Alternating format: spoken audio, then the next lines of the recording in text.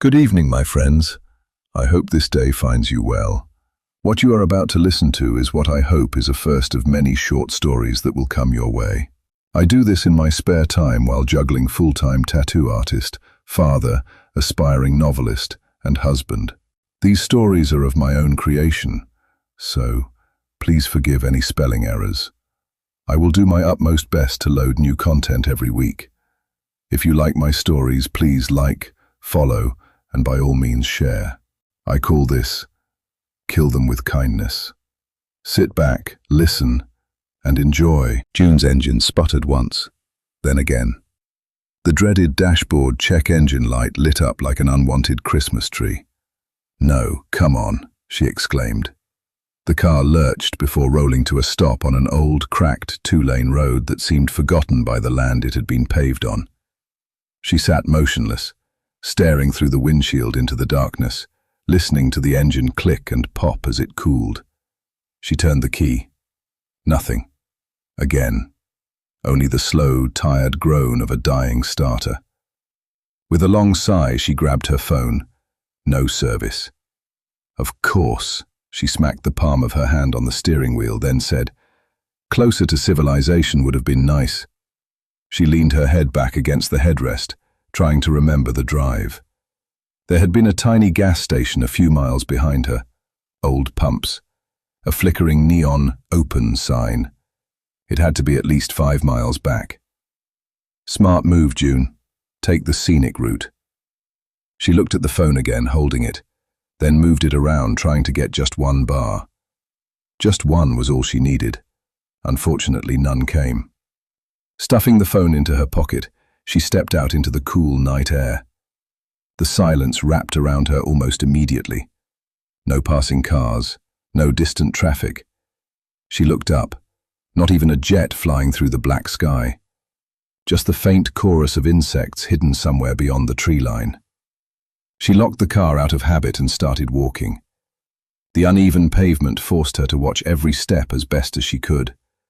The road twisted gently through dense woods, the darkness pressing in from both sides until it felt as though her headlights had been the only thing keeping it at bay. Every few hundred yards she pulled out her phone, only to find everything unchanged. Well, almost everything. Now the battery was down to 4%. "Oh my God, anything else you want to pile on?" she said to the empty air. Minutes stretched on. The gas station should have been closer than this, she thought. Then the wind changed. It brought with it a cool breeze, the smell of rain. The leaves overhead rustled. A low rumble rolled across the sky. Thunder. June glanced upward. Perfect. The first flash of lightning split the horizon far ahead. It bleached the countryside in stark white for the briefest instant before plunging everything back into blackness. She stopped. Had she imagined it? Was it wishful thinking? Another flash. This time she saw it. A farmhouse.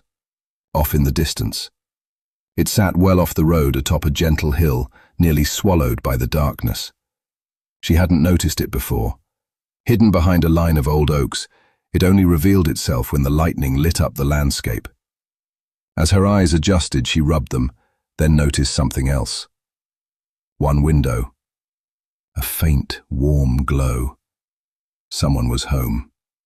Another flash lit up the blackness that had surrounded her. Another growl of thunder, louder now. Then the sky opened.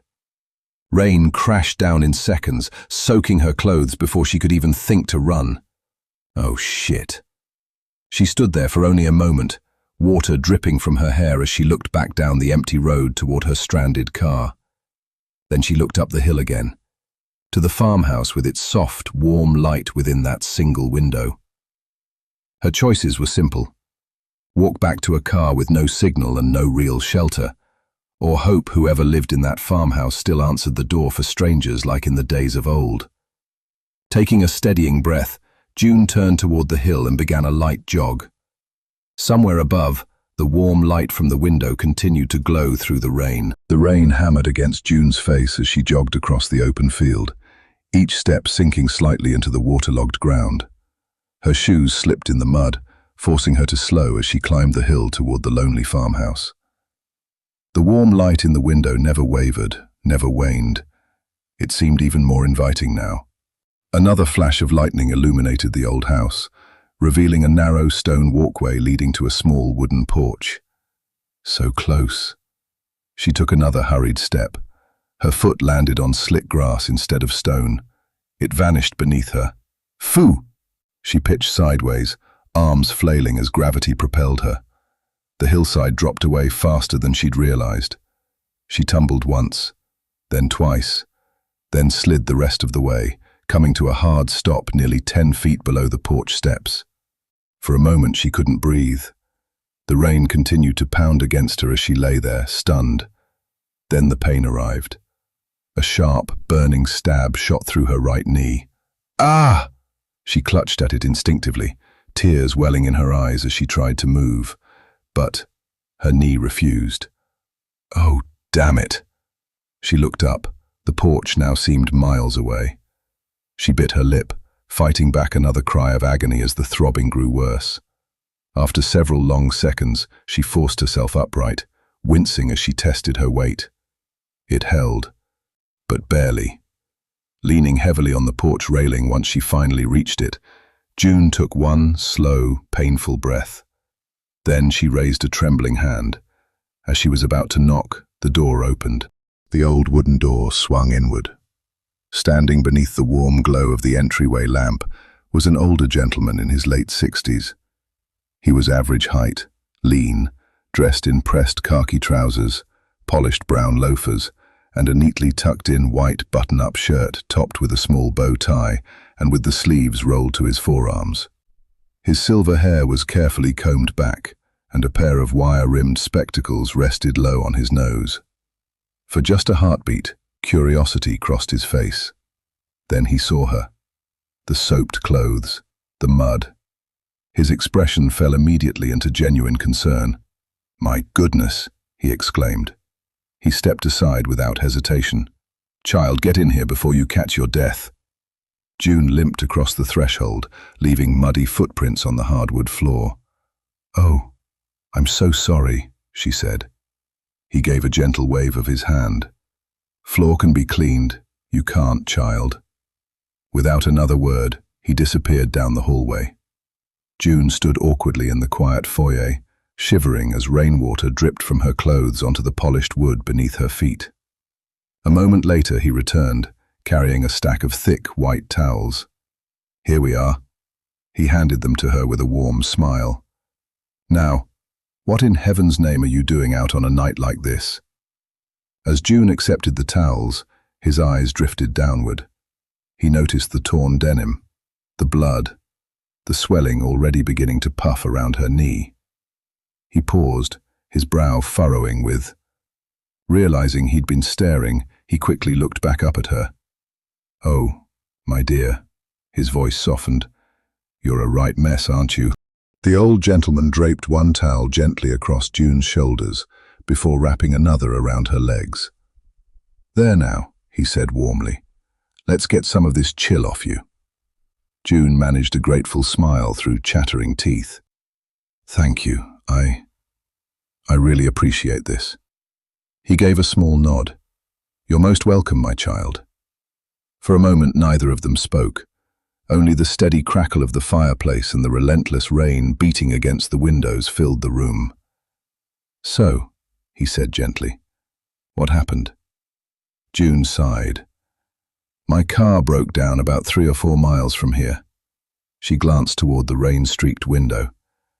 "I was headed to Wyoming to visit some friends. Took the scenic route." She laughed softly at herself. "Guess that wasn't my brightest idea." My, he shook his head sympathetically. "You've certainly had an evening." June looked down at her swollen knee. "That's one way of putting it." He followed her gaze. "Well," he rose from his chair. "We'd best get that cleaned up before we worry about anything else. Don't want an infection setting in." A few moments later he returned carrying a well-organized leather first aid kit. He set it carefully on the coffee table. Without a word, he loosened the knot of his bow tie and laid it neatly beside the kit. Then he rolled his sleeves a little higher. He washed his hands thoroughly in the adjoining kitchen sink before returning and slipped on a pair of disposable gloves. June watched him with mild surprise. "You've done this before." He smiled. "A time or two." Taking great care, he gently rolled the torn denim above her injured knee. The scrape wasn't deep, but gravel and dirt clung stubbornly to the wound. "I'm afraid this next part won't be pleasant, my dear, but necessary." He soaked a piece of sterile gauze with antiseptic. June nodded, knowing what was coming next. "Go ahead," she said. The instant the antiseptic touched her skin, she sucked in a sharp breath. "Oh!" "I know," he said softly. "I know." He worked with slow, careful movements, removing every trace of dirt and stone before applying fresh ointment and dressing the wound with practiced precision. His hands neither hurried nor trembled. When he finished, the bandage looked as though it had come from an emergency room. He peeled off the gloves and smiled. "There now. That should serve you well until morning." June stared at the immaculate dressing. "Were you a doctor?" she asked. He paused for just a moment before chuckling quietly. "No." He folded the used gauze into the trash. "I've simply always believed that if one has the ability to help another person." He looked back at her with a gentle smile. "One ought to properly know how." June couldn't help but smile back. "Well," she looked down at her knee again, "I'm really glad you do." The old gentleman gathered the first aid supplies and put them away before settling back into his chair. For a moment he simply studied June with concern, making certain the color had begun to return to her face. Then he smiled. "So then, how long have you been on the road today?" June thought for a moment. "Oh, about 4 hours since my last stop," she shrugged. "I was trying to make good time," she said. He gave a slow nod. "Oh dear, I completely understand. Long drives are so draining." His eyes drifted toward the fireplace. Resting atop the old oak mantel sat an antique chiming mantel clock, its polished walnut case gleaming in the firelight. As if noticing his gaze, the clock gave a soft tick, tick, tick. He smiled faintly. 10:02, he murmured. His attention returned to June. "And tell me, my dear, when was the last time you had anything to eat?" June thought again. "I don't know. Maybe 4 or 5 hours ago." She laughed softly. "I didn't want to stop. I figured if I kept driving, I'd get there faster." "My dear, that simply will not do. Not in this house." He shook his head with gentle disapproval. "You must be absolutely starved." June smiled sheepishly. "Now that you mention it, I guess I am a little." He stood, brushing an invisible wrinkle from his shirt. "Well," he smiled warmly, "you just make yourself comfortable. I'll fix us something to eat. I've a new cheese I've been working on. It could use an honest opinion." As he disappeared into the kitchen, the aroma of wood smoke lingered in the room. June smiled to herself. She couldn't remember the last time someone had fussed over her like this. It was her father, before he passed away. The old gentleman disappeared into the adjoining kitchen, and before long a soft whistle drifted through the house. It was an old tune June didn't recognize, cheerful and unhurried. She couldn't help but smile. From where she sat, she could hear cupboard doors opening and closing, the quiet clink of glass jars, and the steady shuffle of someone completely at home in their own kitchen. Every so often he'd call out a question, asking where she'd grown up or whether she'd ever been to Wyoming before. June answered while listening to him rummage through the refrigerator. A few minutes later, curiosity got the better of her. Leaning slightly, she caught a glimpse into the kitchen. The old gentleman stood at a broad wooden countertop, carefully arranging an assortment of homemade foods onto a large walnut serving board. Thin slices of smoked ham, summer sausage, several kinds of cheese. Small glass bowls filled with fermented vegetables, pickled onions and crisp cucumbers. Fresh bread still wrapped in linen. all homemade. Everything looked as though it belonged in the pages of an old country cookbook. He worked with quiet measure, adjusting each piece until it sat exactly where he wanted it. When he finally finished, he stepped back and folded his arms. For several thoughtful seconds, he simply admired his work. Then, he reached forward. The fork beside one of the cheeses was angled slightly askew. He turned it no more than half an inch. Satisfied, he smiled to himself. There we are. Only then did he look toward June. Come now, my child. He crossed the room and offered his arm. Let's see if we can't put a proper old-fashioned meal into you. Carefully helping her to her feet, he matched his pace to hers as they made the slow walk to the dining table. June stopped the moment she reached the table. Her eyes slowly traveled across the walnut serving board. Smoked ham, summer sausage, several varieties of homemade cheese, fresh bread, pickled onions, fermented vegetables. Even small dishes of preserves sat neatly arranged around the edges. She looked back toward the kitchen, then to the rows of mason jars lining the countertop. Her eyebrows rose. You made all of this?" The old gentleman's face brightened immediately. "I did." There wasn't a trace of arrogance in his voice, only quiet pride. "I've always believed if one is going to eat," he smiled, "one ought to eat well." He stepped beside her chair and gently pulled it back. "My dear." He waited until she was seated before sliding it forward again. "Now." He gestured toward the platter. "Please. Dig in." June hesitated only a second. Now that the food sat before her, she realized just how hungry she really was. She reached for a small wedge of pale ivory cheese. The old gentleman watched quietly. She took a bite. The flavor bloomed almost instantly. Rich, creamy, slightly sharp with a note of sweet.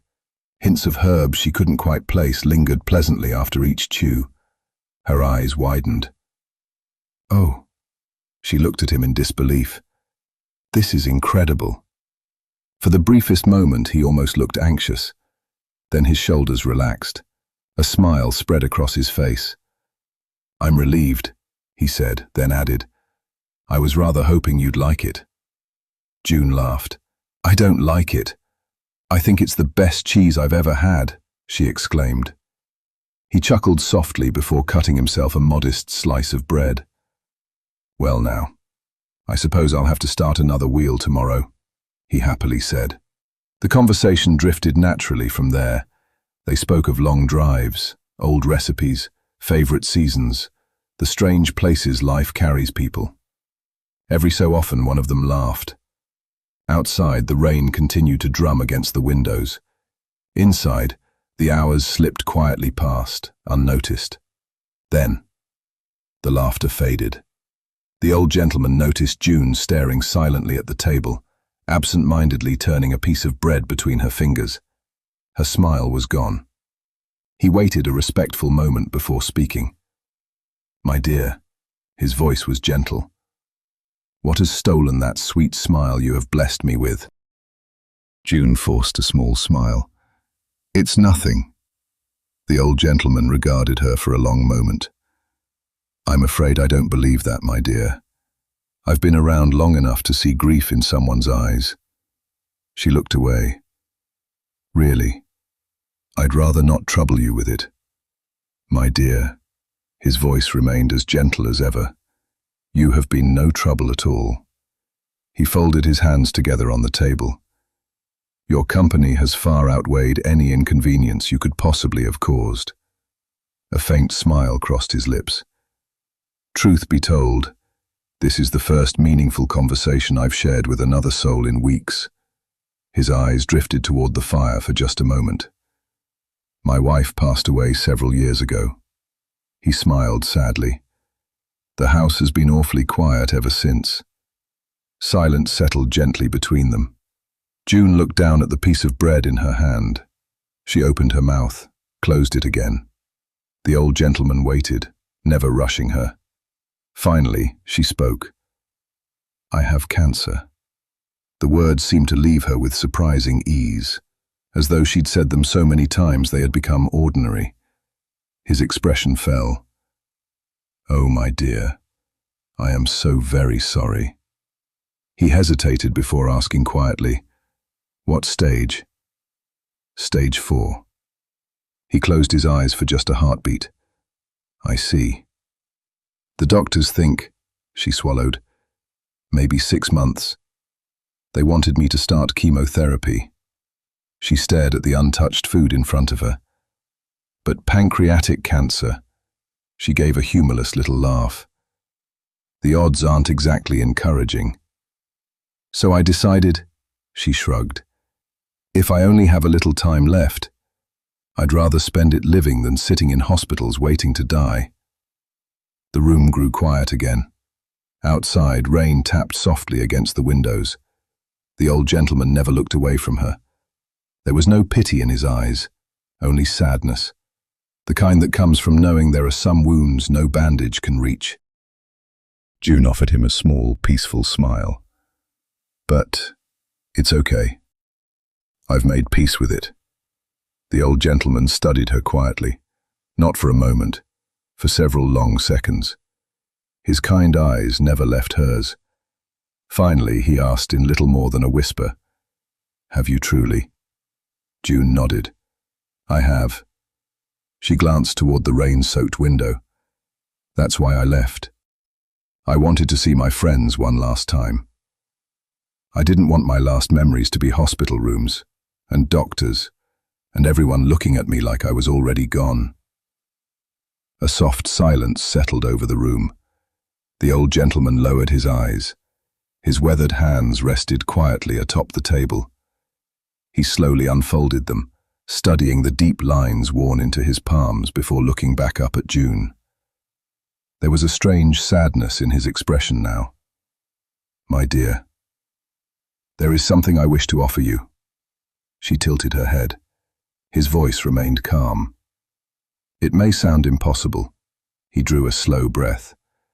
"And I fear what I am about to do may frighten you."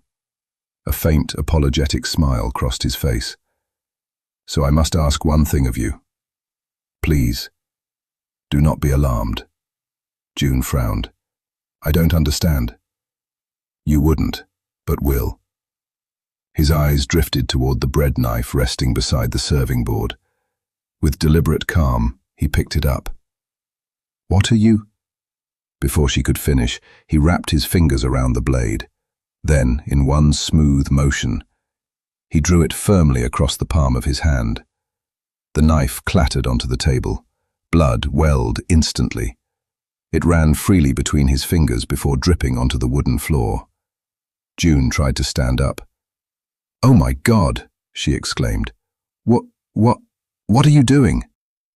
He looked at her with surprising calm. Then, he chuckled softly. "My dear, I assure you, I am quite all right," he said amusingly. He slowly turned his injured hand toward her. "Just watch." The blood began to slow, drop by drop, until it stopped completely. Before June's eyes, the edges of the wound drew together. The torn flesh knitted itself closed. Within moments, only an unbroken palm remained. Not even a scar. Silence filled the room. June stared at his hand, then at his face. She couldn't find a single word. Neither of them spoke. The only sound in the farmhouse was the steady ticking of the old mantel clock and the rain whispering against the windows. June's eyes darted from his hand to the knife, then back again. She shook her head slowly. "No," a voice barely escaped her lips. "I saw it. I saw the blood. I saw you cut your hand." She looked at his now unmarked palm. How are you okay?" The old gentleman looked down at his hand as though it were the most ordinary thing in the world. "I have been this way," he smiled faintly, "for a very long time." June stared at him. Nothing about him felt threatening. Nothing made sense anymore. Her voice trembled. "Why are you showing me this?" He met her eyes. "Because I can help you." She frowned. I don't. He reached over and quietly picked up the bread knife from the table. For a moment he simply looked at it. Then he laid it gently back down. My blood. He looked at her with complete sincerity. He searched for the right words. It's different. One single drop, he paused, is all it would take.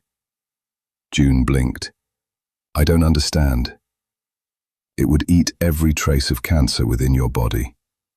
The room fell silent. She searched his face for even the smallest hint of a smile. There wasn't one. Her expression hardened. This isn't funny. His face fell immediately. No, it's not. He held her gaze. There is nothing amusing about this. I would never make light of another person's suffering. His voice remained calm, every word deliberate. He leaned forward ever so slightly. June. A long silence. I am telling you the truth. Another long silence. Then, almost tenderly, I can heal you. June continued staring at him, unable to reconcile the kind old gentleman sitting across from her with what she had just witnessed. I still don't understand. The old gentleman smiled sadly. Truthfully, he glanced down at his hands. I don't entirely understand it myself. A quiet breath escaped him. I simply know that it is true. June searched his face. There was no deception, no excitement, only calm conviction. So, she swallowed, you're telling me that if I take one drop of your blood, I'll be healed? He answered without hesitation. Yes. He reached toward the bread knife once more. A tiny bead of dark red blood still clung to the edge of the blade. With one finger he gently touched it, then lifted his fingertip for her to see. The single crimson drop caught the warm glow of the firelight. This, he held it between them, is all it would take. June simply stared. He slowly lowered his hand. But a small smile crossed his face. The choice is entirely yours. I will not force you. I will not persuade you. You owe me nothing. He carefully wiped the blade clean with a cloth before laying it back upon the serving board. Then he rose from his chair. Take all the time you need. I believe, he glanced toward the crackling fireplace. I'll sit by the fire and read for a while. He smiled warmly. When you've reached your decision, simply let me know. Without another word, he walked quietly to the worn leather chair beside the fireplace. Picking up an old hardbound book from the side table, he settled into the chair as though nothing extraordinary had happened. Within moments, the only sounds in the farmhouse were the rain, the ticking mantel clock, the turning of old pages, and June's own thoughts. June sat motionless. Her eyes never left the bread knife resting on the serving board. The old gentleman quietly turned another page in his book. The fire crackled. The rain whispered against the windows. The old mantel clock continued its endless ticking. None of it felt real anymore. Her mind raced. What the fuck did I just see? She squeezed her eyes shut. No, I saw the blood. I saw the wound. I watched his hand heal. She opened her eyes again. The knife still rested exactly where he'd left it. Her breathing grew shallow. This can't be real. She replayed the moment over and over in her mind. The blade, the blood, the healed wound. It's impossible. Every time she reached the same conclusion. There wasn't one. Silence, except for the ticking clock. Then another thought found its way in. You've got 6 months, maybe less. She looked toward the old gentleman. He wasn't watching her. He sat quietly by the fire, reading as though the evening had been perfectly ordinary. Nothing. He just sat there, reading, waiting. June looked back at the knife. Her pulse pounded in her ears. Then she laughed once, a small, nervous laugh. Fuck it. She reached across the table. Her fingers closed around the handle. Slowly, almost afraid of herself, she raised the blade. The tiny smear of crimson still clung to the steel. Closing her eyes, she drew her tongue gently across its edge. Nothing. She lowered the knife back onto the table. Across the room, the old gentleman heard her. He slowly turned his head. Their eyes met. A warm, almost relieved smile spread across his face. Then, without saying a single word, he quietly returned to his book. June sat perfectly still. The faint taste of salt and copper lingered on her tongue. She waited. Nothing. She frowned. Looking toward the old gentleman, she spoke almost sheepishly. So, what now? He looked up from his book. He didn't seem surprised. He calmly folded the corner of the page between his fingers. Now, a faint smile touched his face, comes the pain. Before June could ask what he meant, warmth. A gentle tingling spread through her tongue, then her lips, her throat, her chest. Her eyes widened. The warmth raced through her entire body, every vein, every muscle, every fiber of her being. Then, agony. A blinding, white-hot pain exploded through her. It wasn't merely beneath her skin, it reached deeper, down to the very depths of her cells, every nerve ending, every broken thing hidden inside her. June toppled from her chair. The impact against the hardwood floor didn't even register. Her body convulsed, her mouth opened in a silent scream. The pain was too immense for sound. Across the room, the old gentleman simply turned another page. Without looking up, he spoke gently. There, my dear. Not much longer now. Seconds crawled by. Then, slowly, the agony began to loosen its grip. The fire burning through her body softened. The pain melted away. In its place came warmth. Deep, comforting. Life. June lay on the floor, breathing hard. Something was different. Not merely the absence of pain, something else. Strength. Energy. A feeling she'd never known. As though every exhausted part of her body had awakened all at once. She slowly pushed herself upright. No ache, no weakness. She turned her head to one side, then the other. Nothing. Her eyes dropped to her knee. She froze. With trembling fingers she peeled away the bandage. Fresh skin, smooth, unmarked. Not even a faint pink mark remained. She stared. A laugh escaped her, small at first, then another. She looked up at the ceiling in complete disbelief. Fuck me. She looked back at her knee. It worked. Across the room, the old gentleman smiled over the top of his book. I told you it would. June looked at him, her eyes wide with disbelief. Then she laughed. Not the nervous laugh from before. A laugh filled with pure joy. She sprang to her feet. I feel amazing. She held her hands out in front of herself, as though seeing them for the very first time. She flexed her fingers, took a deep breath. No pain, no exhaustion. She looked back at the old gentleman. I can't believe it. I actually can't believe it. He chuckled softly. I was rather hoping you'd say that. Without another thought, June hurried across the room. She threw her arms around him. For just a moment, the old gentleman looked genuinely surprised. Then, a gentle smile spread across his face. He carefully returned the embrace, patting her softly on the back. Before June could say a single word, You're welcome, my dear. She pulled back just enough to look at him. Questions poured from her almost faster than she could ask them. Who was he? How was any of this possible? How long had this been happening?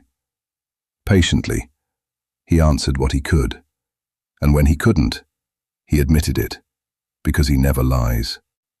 The hours slipped quietly by. June talked, laughed, walked the room simply because she could. She couldn't remember ever having this much energy, not even as a little girl. Finally, she grew quiet. Looking at him with tear-filled eyes, she smiled. "I could never repay you for what you've done for me." The old gentleman smiled back. There was warmth in his eyes, but something else too, something she couldn't quite place. "All for a good cause, my dear." Outside, the rain had stopped.